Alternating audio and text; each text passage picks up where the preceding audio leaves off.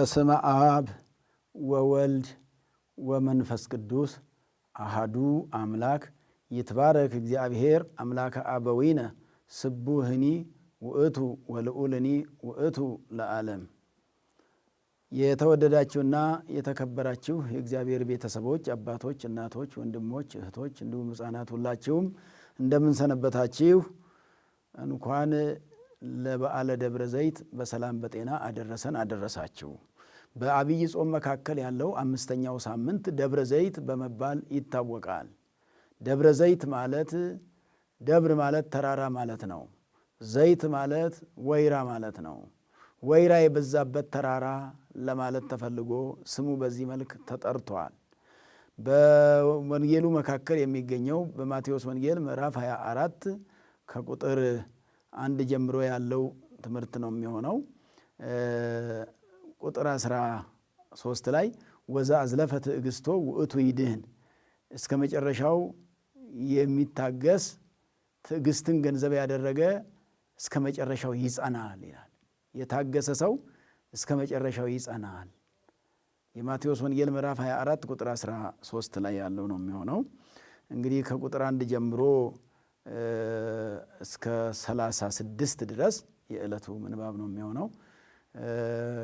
ከዚህም ጋር ተያይዞ የዕለቱ ምስባክ ደግሞ መዝሙረ ዳዊት መዝሙር 49 ላይ ነው። መዝሙር 49 ከቁጥር 3 ላይ ነው ያለው። መዝሙር 49 ቁጥር 3 ላይ እግዚአብሔር እሰ ገሃደ ይመጽእ ወአምላክነሂ ኢያረምም፣ እግዚአብሔር በግልጥ ይመጣል ይላል። ወአምላክነሂ ይላል። ወአምላክነሂ አንድ ላይ ኢያረምም፣ አምላካችንም ዝም አይልም። እሳት ይነድድ ቅድሜሁ፣ እሳት በፊቱ ይነዳል ይላል። እግዚአብሔር በግልጥ ይመጣል አለ ዳዊት ሲናገር። እግዚአብሔር ከ70 ዘመን በኋላ በግልጥ መጥቶ እስራኤልን ከግብፅ ያወጣቸዋል ተብሎ በብሉይ ኪዳን የተተረጎመ ነው አንዱ። ሁለተኛ ደግሞ እግዚአብሔር ዝም አይልም አለ። እስራኤልም በባቢሎን እስከ መጨረሻ ከ70 ዘመን በኋላ እንዲኖሩ እግዚአብሔር ዝም አይልም አለ። ከ70 ዘመን በኋላ በምርኮ እንዲኖሩ አይፈቅድም፣ እግዚአብሔር ይመልሳቸዋል አለ። እሳት ይነድድ፣ እስራኤልን ባቢሎናውያንን የሚቀስፍበት መቅሰፍት ከፊቱ አለ። ባቢሎናውያንን ቀስፎ 7 ወንዞችን ሰንጥቆ ከፍሎ 7 ባህሮችን ከፍሎ ወንዞችን ከፍሎ እስራኤልን ወደ ኢየሩሳሌም ይመልሳቸዋል አለ። እንግዲህ አንድ ወንዝ ባሕረ ኤርትራን ከፍሎ እስራኤልን ወደ ሀገራቸው እንደወሰደ እንደመራ፣ ከባቢሎን ሲመልሳቸው ደግሞ 7 ወንዞችን ነው የከፈለላቸው ማለት ነው። 7 ወንዞች ተከፍለውላቸው ነው ወደ ሀገራቸው ወደ እስራኤል የተመለሱት፣ ወደ ኢየሩሳሌም የተመለሱት። ሌላው እግዚአብሔር እሰ ገሃደ ይመጽእ ማለት ደግሞ ትልቁ ምስጢር በአዲስ ኪዳን እግዚአብሔር በግልጥ ይመጣል ማለት በአጭር ቁመት በጠባብ ደረት ተወስኖ ማለት ነው። ከሰማየ ሰማያት ወርዶ ከድንግል ማርያም ተወልዶ ሥጋ ለብሶ ለማስተማር ለማዳን ይመጣል አለና ዳዊት ይህንን ቅድመ ልደተ ክርስቶስ ተናገረ። ዳዊት ይመጣል ያለው መጥቷል። ዛሬ አሁን ከመጣ በኋላ ነው እኛ ዛሬ እየተማርን ያለ ነው። ከመጣ 2000 ዓመቱ ነው አሁን ማለት ነው። ወደዚህ ዓለም ከመጣና ካስተማረ ካዳነን ከሞተ ከተነሳ ካረገ አሁን 2000 ዓመት ነው። የቀሩ ጊዜያትን በተስፋ እየጠበቅን ዳግም ይመጣል ብለን የምንጠብቅበት ነውና፣ ስለዚህ ይሄ ትርጉም እግዚአብሔር ስልጣኑ በፊት አለ፣ እሳት ይነድድ ቅድሜሁ ማለት ዓለምን ለማሳለፍ ደግሞ ይመጣል ነው። ዛሬ ህልፈተ ዓለምን የምናስብበት ዕለት ነው ደብረ ዘይት ማለት የዓለምን ማለፍ፣ ይሄ ዓለም ኃላፊ መሆኑን የምንማርበት የምንረዳበት፣ ከንቱነቱን ዓለሙን ያላፊ ንብረቱን ያላፊ እስመ ኩሉ ኃላፊ ውእቱ ተብሎ እንደተነገረው ዓለም ኃላፊ እንደሆነ ዓለም ጠፊ እንደሆነ የምንረዳበት ነው። ስለዚህ ዓለም ኃላፊ ስለሆነ ዓለም ጠፊ ስለሆነ ዛሬ ደብረ ዘይት ሲባል ዳግም መምጣቱን የምናስብበት ዕለት ነው። በዓመት ውስጥ 2 ነው ይሄን በዓል የምናከብረው።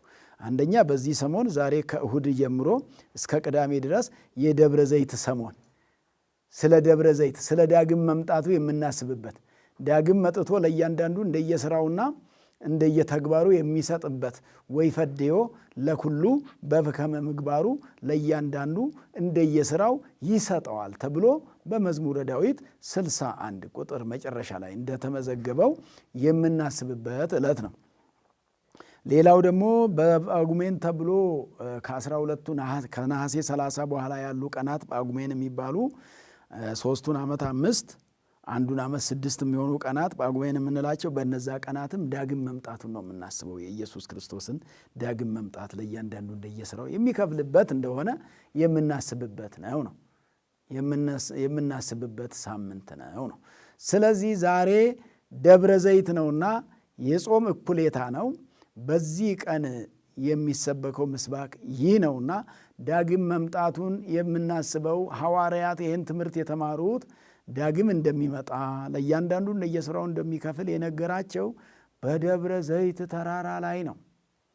በዚህ ተራራ ላይ ነው። ይህንን ተራራ ዳዊት መዝሙር 21ን እየጸለየ ወጥቶታል። ይህን ተራራ መዝሙር 21ን እየጸለየ ደብረ ዘይት ተራራ ነው ወጥቷል ማለት። ጌታችን ኢየሱስ ክርስቶስም ደግሞ በዚህ ተራራ ለሐዋርያት ዳግም መምጣቱን አስተምሯቸዋል። በዚህ ተራራ ላይ እዚህ ዋሻ ስርም ነው ጌታ ኢየሱስ ክርስቶስ የሚያድረው። በሉቃስ ወንጌል ምዕራፍ 21 ቁጥር 37 ላይ ወኮነ መዓልተ ይሜህር በምኩራብ ወሌሊተ ይበይት ውስተ ደብረ ዘይት ይላል። ቀን ቀን ጌታ ኢየሱስ ክርስቶስ የ5 ገበያ ሕዝብ በምኩራብ ያስተምር ነበር፣ ወንጌሉን ያስተምር ነበር። ቀን ቀን በምኩራብ ቦአ ኢየሱስ ምኩራብ አይሁድ ወመሐረ ቃለ ሃይማኖት ብለን ባለፈው በምኩራብ እንደተማር ነው። ወደ አይሁድ ምኩራብ እየገባ ያስተምር ነበረ። አይሁድ ደግሞ 48 ምኩራባት ነበር የነበራቸው። 48 ቤተ ጸሎት።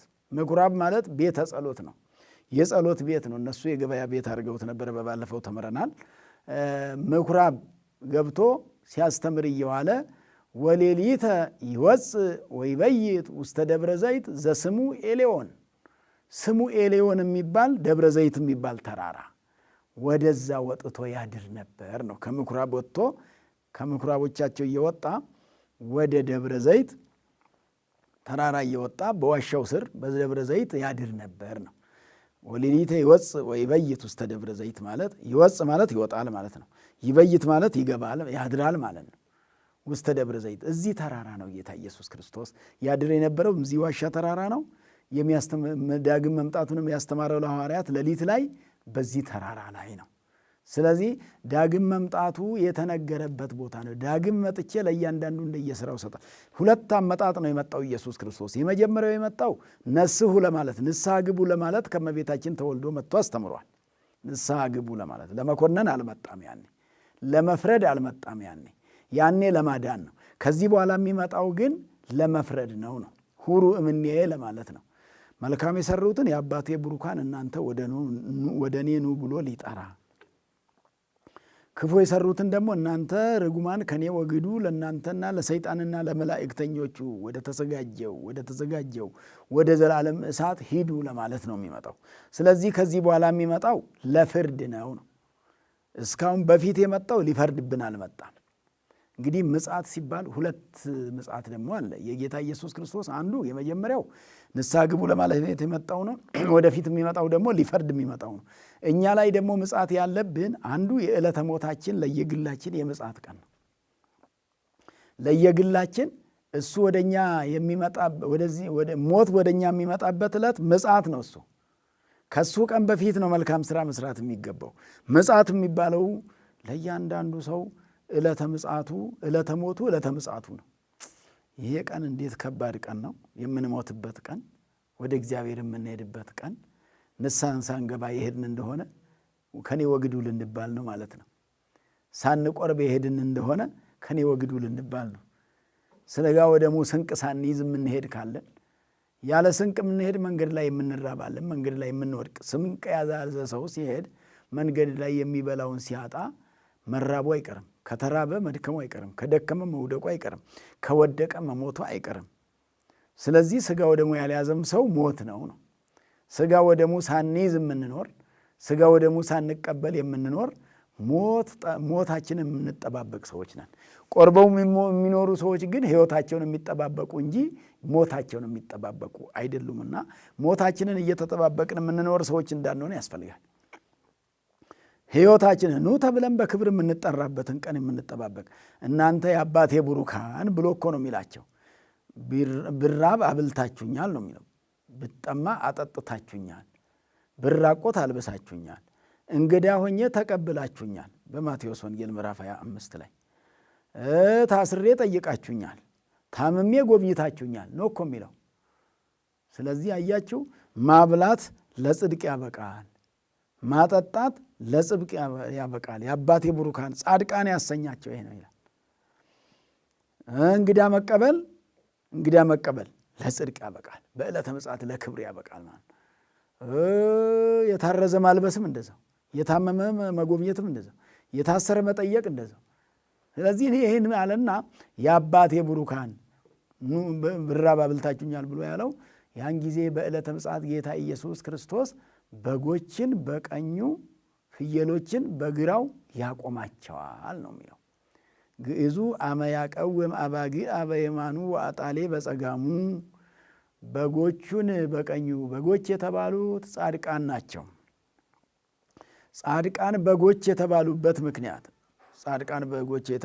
ምክንያት እንግዲህ በዕለተ ምጽአት እንዳንረሳ በዕለተ ምጽአት የማያልፉ 5 ነገሮች አሉና በዕለተ ምጽአት የማያልፉ 5 ነገሮች አሉ። እነሱን እንመጣባቸዋለን።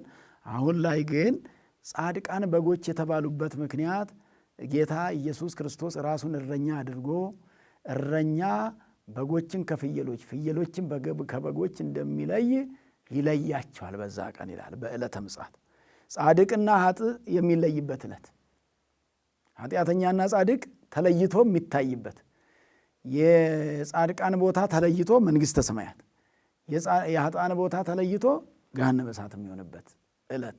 በፍርድ ማለት ይሄ ነው፣ የሚፈረድበት ዕለት ነው ማለት። ወይኮን ሕያዋነ ወሙታነ፣ በሙታንና በሕያዋን ላይ ይፈርዳል።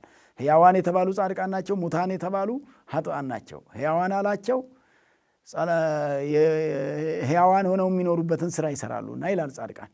ሙታንን ኃጥአንን ሙታን አላቸው፣ ሙታን የሚሆኑበትን ስራ ይሰራሉና ነው። የምንሞትበትን ስራ እንዳንሰራ በሕይወት የምንኖርበትን ስራ እንድንሰራ ነው የሚያስፈልገው። አያቸው፣ የምንሞትበትን ስራ በራስ ላይ መስራት እንደው እንዴት አድርጎ እውነቱ ጠፍቶብን መንገዱ የእግዚአብሔር መንገድ ጠፍቶብን የምንኖረውን ሁሉ እግዚአብሔር መንገዱን ይግለጥልን። በጎች ባህሪያቸው ምን ይመስላል ነው። ጌታ ኢየሱስ ክርስቶስ ነው ይህን ምሳሌ የሰጠው። በጎች ባህሪያቸው የዋህ ነው።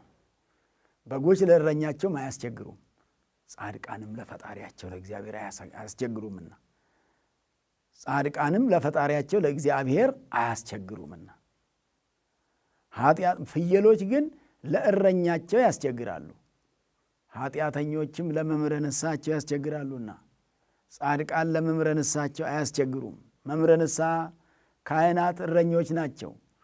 በትር መስቀል ነው። ይህን ይዘው በጎችን ይጠብቃሉ፣ ፍየሎች እንዳይሆኑ የፍየሎችን ባህሪ እንዳይላበሱ። መምህራነ ንስሐ እረኞች ናቸው። ካህናት አባቶች እረኞች ናቸው፣ ጠባቂዎች ናቸው። በጎችን የመጠበቁ ሥራ ትምህርተ ኖሎት አለ። ኖሎት እረኞች፣ አባጊ ደግሞ ተጠባቂዎች ምእመናን ናቸውና። ስለዚህ ሌላው ደግሞ በጎች ባህሪያቸው ከመካከላቸው አንዱን አውሬ የበላው እንደሆነ ደንብረው ከሄዱ ሁለተኛ እዛ ቦታ ላይ አይመለሱም፣ አይደርሱም። ጻድቃንም ከመካከላቸው አንዱን ሞት የነጠቀው እንደሆነ አንዱ የሞተ እንደሆነ ይሄ ሀብቱ ንብረቱ ለሱ ያልጠቀመ ለእኛም አይጠቅመንም ብለው ትተውት ይሄዳሉ፣ ይመንናሉ። እንደው ጻድቃን ይመንናሉ። እውነተኞች በምድራዊ ሀብት አይደነቁም። ምድራዊ ሀብት ያን ሰው እንዳላዳነው ከሞት እንዳላዳነው ሲያዩ ነገም እኔንም አያድነኝ ብለው እንደዚህ ያስባሉ፣ ነገም ለእኔም አይበጀኝም ብለው በዚሁ ያስባሉ። ጻድቃን እንደዚህ ናቸው። ኃጢአተኞች ግን ከመካከላቸው አንዱ ሲሞት እያዩ ለጊዜው ደንግጠው፣ ፍየሎችም እንግዲህ አንዱን ከመካከላቸው አውሬ የበላ እንደሆነ ችፍ ብለው ዘለው ይሄዳሉ። ቆይተው ግን እዛው ይመለሳሉ። ቅጠል ሲበሉ ይገኛሉ። እዛው ያ አውሬው ይበላ አንዱ ዘመዳቸው ጓደኛቸው የተበላበት ቦታ ላይ ማለት።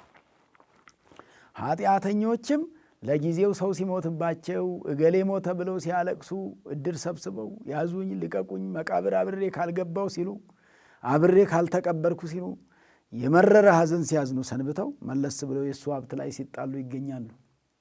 የሟቹ ሀብት ላይ የሞተ ሰው ሀብት ላይ የሚጣሉ ሰዎች ኃጢአተኞች ናቸው ወገኖች። የሞተ ሰው ሀብት ላይ የሚጣሉ ሰዎች ኃጢአተኞች ናቸው። የፍልየል ባህሪ ነው። ምክንያቱም ለዛ ሰው ያልሆነ ሀብት ለእኔ ይሆነኛል ብሎ እዛ ላይ መጣላት፣ ያኛው ትቶት እየሞተ እየታየ ምናልባት ሀብቱ እንኳ ቢኖር ተመካክሮ በሚገባው ሊጠቀሙበት መኖር እስከሚችል ድረስ በዛ ሀብት ሊኖር ይገባል ያ ሰው እንጂ በዛ ላይ መጣላትና እዛ በሱ ምክንያት ለፍርድ ቤት መሄድ፣ መካሰስ፣ መናቆር፣ ለብዙ ግድያና ብዙ ክፋት፣ ብዙ እግዚአብሔርን የሚያስቀይም ነገር ላይ መድረስ ኃጢአት ነው። በዕለተ ምጽአት ከእግዚአብሔር መንግሥት ያስከለክላል ነው። ወደ ገሃነመ እሳት ይወስዳል ነው። ከዛ መንገድ መጠበቅ ያስፈልጋል ነው። ብዙ ያስፈልገኛል ብሎ የሚጣላችሁ ካለ የሚጠቅማችሁ ከሆነ ያንን አልጠቀመውም አንተን የሚጠቅም ከሆነ ብላችሁ የምትተውትን ነገር ተውለት። የሚሰጣችሁን ብቻ ተቀበሉት። ጥቂቱንም እግዚአብሔር ይባርካል። በወንጌል ትምህርት ጥቂት ይበቃል ነው የተባለው። ጥቂቱን እግዚአብሔር ካልተባረከ ብዙ ምን ያደርጋል? የተባረከ ጥቂት እንጂ ያልተባረከ ብዙ አይጠቅምም። ያልተባረከ ብዙ ሀብት ከተባረከ ከጥቂት ሀብት የሚያንስ እንጂ የሚበልጥ አይደለም። የተባረከ ጥቂት ሀብት ከበጣም ብዙ ሀብት በጣም ካልተባረከ ከበጣም ብዙ ሀብት ይበልጣል። ለዚህ ነው ዳዊትን በመዝሙሩ ይሄይ ስዳጥ ዘበጽድቅ በእውነት የሆነ ጥቂት ይበቃል ያለው። ይሄይ ስዳጥ ጥቂት ይበቃል ዘበጽድቅ እምብዙ ብዕለ ኃጥአን፣ በጣም ብዙ ከሆነ ከኃጢአተኞች ሀብት ጥቂት የተባረከ የድሆች ሀብት ይበልጣል አለ። የዕለት ጉርስና የዓመት ልብስ። ጥቂቱን እግዚአብሔር ይባርክላቸው ወገኖቼ።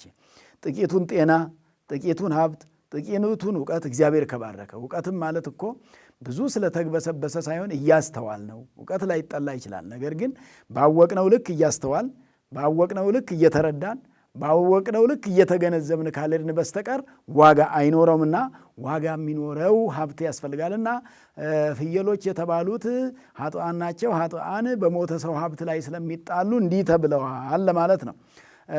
ሌላው እንግዲህ 5 በዕለተ ምጽአት ሁሉ ይሄ ዓለም በሙሉ ያልፋል፣ የማያልፍ የለም። የማያልፉት 5 ነገሮች ብቻ ናቸው። እነሱም አንደኛ ዕለተ ሰንበት፣ የሰንበት ቀን ጌታ ኢየሱስ ክርስቶስ የሚመጣባት ናት። እቺ ሰንበተ ክርስቲያን እኛን ክርስቲያኖች ያሰኘባት ሰንበት ናት። እቺን ሰንበት የሰጠን እግዚአብሔር የተመሰገነ ይሁን።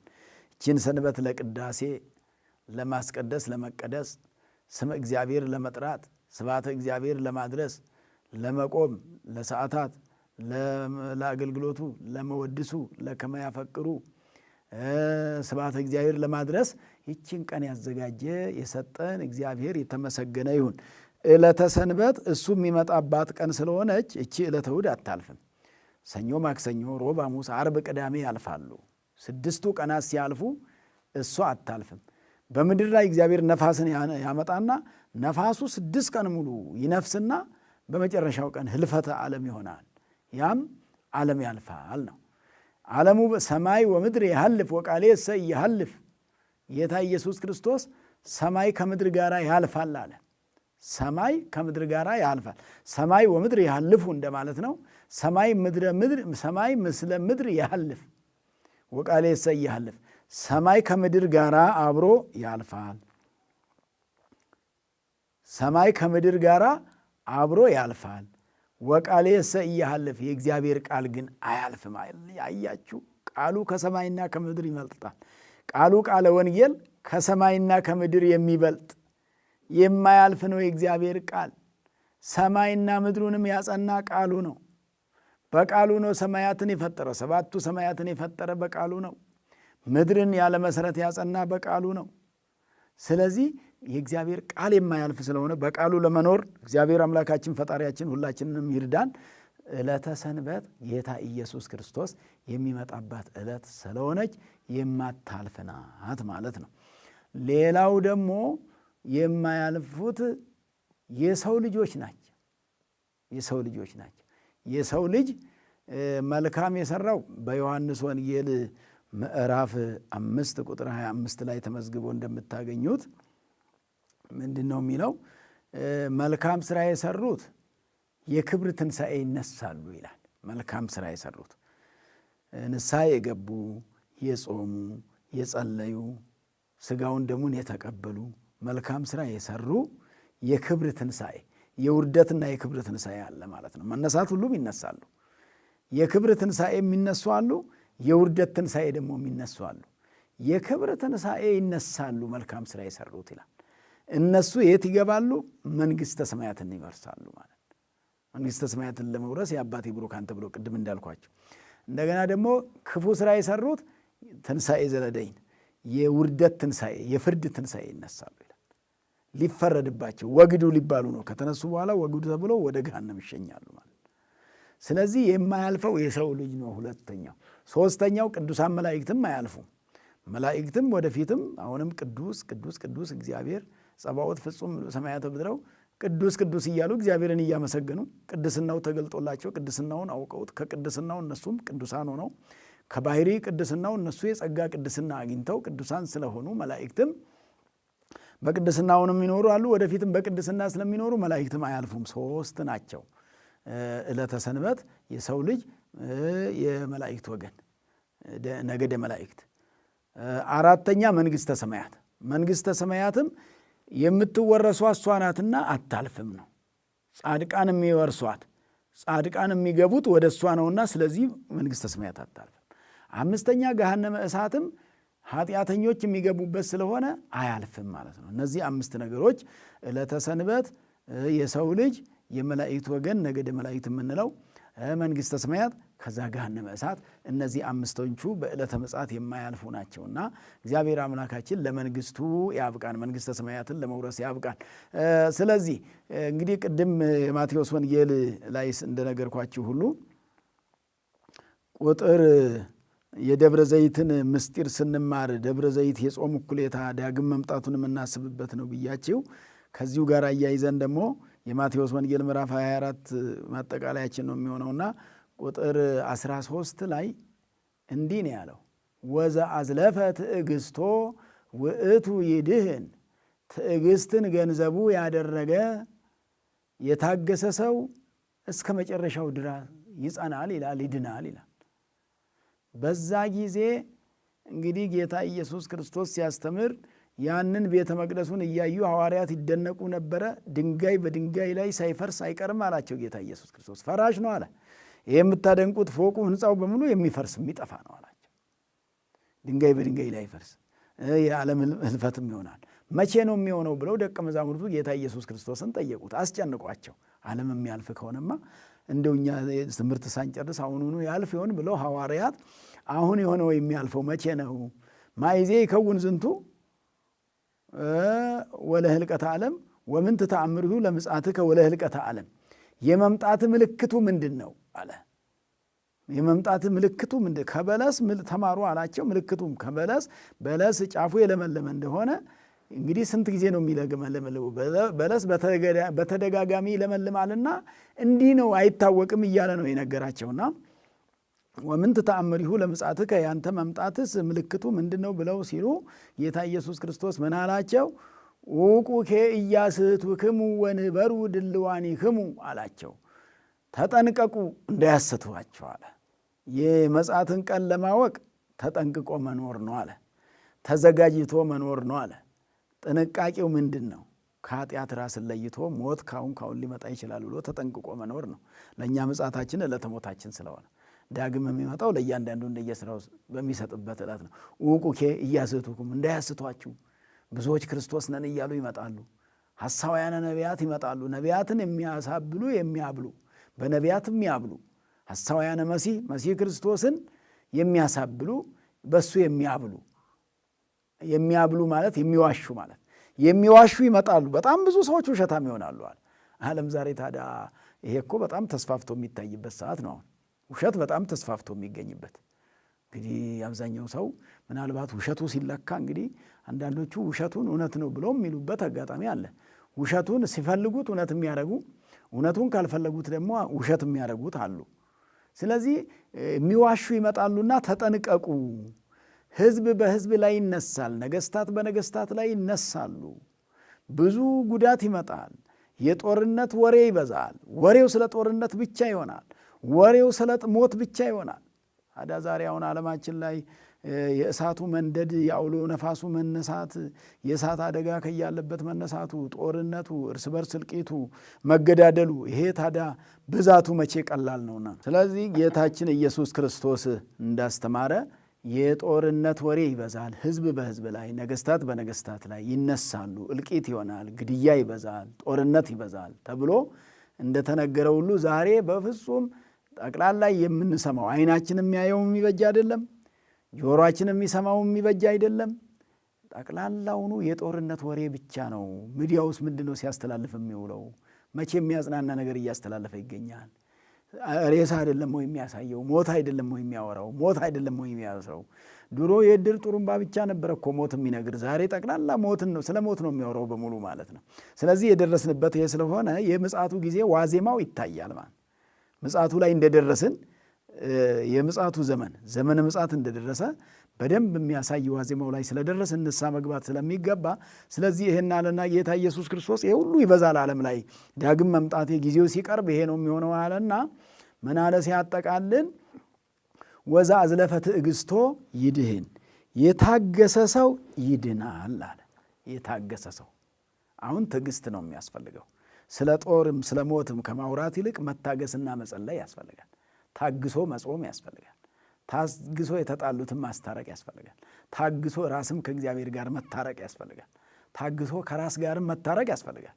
ታግሰን ከራሳችንም መታረቅ ይጠበቅብናል። ብዙ ሰው ከራሱ ጋር ተጣልቶ ያለ አለ፣ ከራሱ ተለይቶ ያለ አለ፣ ራሱን ያጣ አለ። ራሳችንን ያጣናለንና ራሳችንን ማግኘት በጾም ነው። ራሳችንን ማግኘት በጸሎት ነው። ራሳችንን ማግኘት በትሩፋት ነውና እስቲ ከራሳችን የጠፋነውን እግዚአብሔር ራሳችንን ወደ ራሳችን ይመልሰን ወገኖቼ። ወደ ራሳችን እንድንመለስ፣ ራሳችንን እንድናስብ፣ ራሳችን ጋር እንድንሆን፣ ከመባከን፣ ከመቸኮል፣ ከመሮጥ፣ ከመጣላት፣ ከመቀማማት፣ ከመገዳደል፣ ከመጠላላት እግዚአብሔር ጠብቆ እንድንፈቃቀር፣ እንድንከባበር ያድርገን እግዚአብሔር። ስለዚህ የደብረ ዘይትን በዓል ስናከብር ይሄንን በደብረ ዘይት ተራራ ላይ ኢየሱስ ክርስቶስ ዳግም እንደሚመጣ ነግሮናል። በእያንዳንዳችን ደግሞ ሞት እንደሚመጣ ነው የታወጀውና ሞት የማይቀር ከሆነ ደግሞ ሞት ወደ እኛ ከመምጣቱ በፊት እኛ ወደ እግዚአብሔር መቅረብ ያስፈልጋል። ስጋውን ደግሞ መቀበል ያስፈልጋል። ንስሐ መግባት ያስፈልጋል። ለምህረት መዘጋጀት ያስፈልጋል። ለበጎነት መዘጋጀት ያስፈልጋል። ለሕይወት መዘጋጀት ያስፈልጋልና ትዕግስት ነው ማጠቃለያችን። ታግሰን ጾመን ንስሐ መግባት ስለሚያስፈልግ በዚህ በደብረ ዘይት በዓል ላይ የምንማረው በደብረ ዘይት ተራራ ላይ ጌታ ኢየሱስ ክርስቶስ በወይራ ተራራ ላይ ወይራ በበዛበት ተራራ ላይ ወይራ ጠንካራ ነው፣ ጠንካራ ትምህርት የተሰጠበት ነው። ቅዱሳን ሐዋርያት ያድሩበት የነበረ ነው። ጌታ ኢየሱስ ክርስቶስ ሐዋርያትን ሰብስቦ በዛ ያልገባቸውን ሲያብራራላቸው የነበረ በዚህ ስፍራ ነውና ይሄንን ስፍራ ዛሬም እኛ ደብረ ዘይት ላይ በእያንዳንዳችን አይምሮ ላይ በእያንዳንዳችን ልቡና ላይ የደብረ ዘይትን የዳግም መምጣቱን ነገር አስበን አስተውለን ንስሐ መግባት ያስፈልገናልና ጾሙ እኩሌታ ደርሷልና ጾሙን ሳንጠቀምበት ንስሐ ሳንገባበት ስጋው ደግሞ ሳንቀበልበት እንዳንቀር ያስፈልጋል። አምላካችን መድኃኒታችን ትዕግስቱን ይስጠን።